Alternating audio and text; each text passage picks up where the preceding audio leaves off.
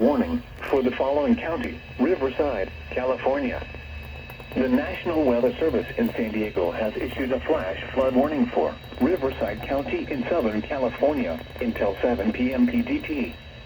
At 3:55 p.m. PDT, Doppler radar indicated thunderstorms producing heavy rain across the warned area. Between 1 and 1.5 inches of rain has fallen. Additional rainfall amounts of 0.5 to 1 inch are possible in the warned area.